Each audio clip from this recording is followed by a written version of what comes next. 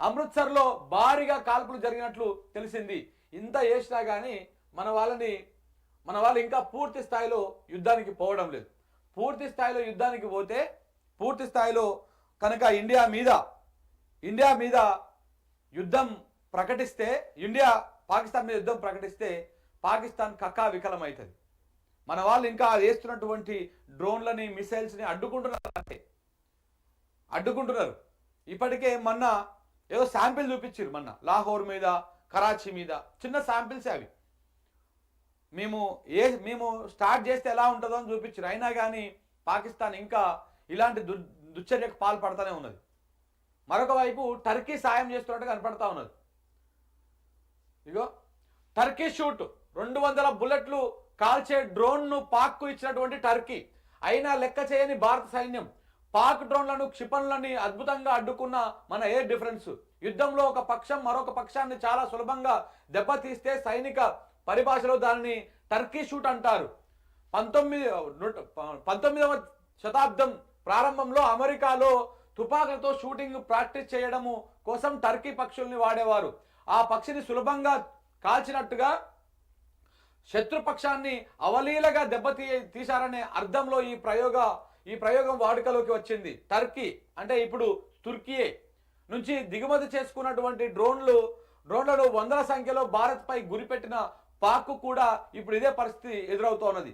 అయితే టర్కీ నుంచి కొనుగోలు చేసినటువంటి ఈ డ్రోన్లు ఏవైతే ఉన్నాయో ఆ డ్రోన్లని మన మీద ఇప్పుడు ప్రయోగం చేస్తూ ఉన్నది ఇది పాకిస్తాన్.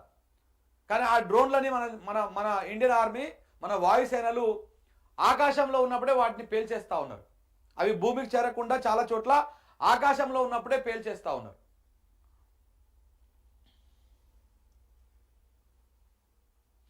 ఇగో మనం చిన్న శాంపిల్ చూపించినాం. భారత్ దాడులతో కరాచీ పోర్టు దెబ్బతిన్నది.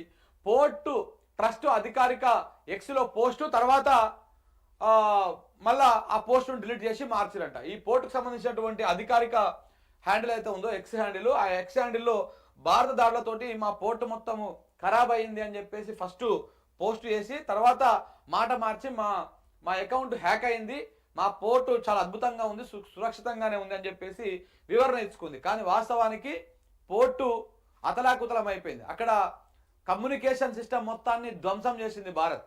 జస్ట్ శాంపిలే, కేవలం శాంపిల్ మాత్రమే అది. ఇంకా పూర్తి స్థాయిలో కనుక ఇండియా యుద్ధాన్ని స్టార్ట్ చేస్తే 1971లో తోక ముడుచుకొని పారిపోయింది పాకిస్తాన్ అప్పుడు. కానీ ఇప్పుడు తోక ముడుచుకోవడానికి తోక ఉండదు, ఈక ఉండదు.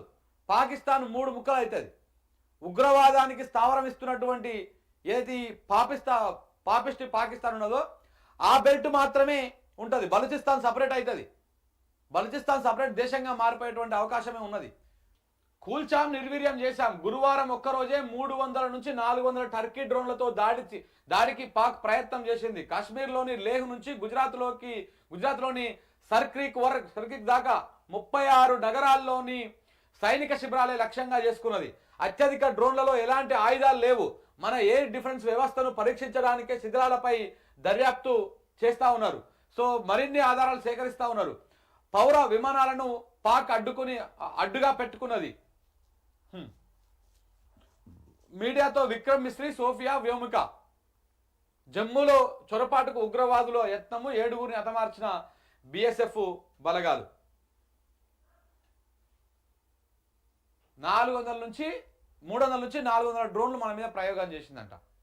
అందులో చాలా వరకు వెపన్స్ లేనటువంటి డ్రోన్లు ప్రయోగం చేసింది. ఎందుకంటే పరిస్థితి ఏంటి అని తెలుసుకోవడం కోసం, మేబీ ఆ వీడియోస్ రికార్డ్ చేసుకోవడం కోసం, ఎక్కడెక్కడ ఏంటని తెలుసుకోవడం కోసము కేవలము అంటే వెపన్స్ లేనటువంటి డ్రోన్లను కూడా మన మీద ప్రయోగం చేసింది.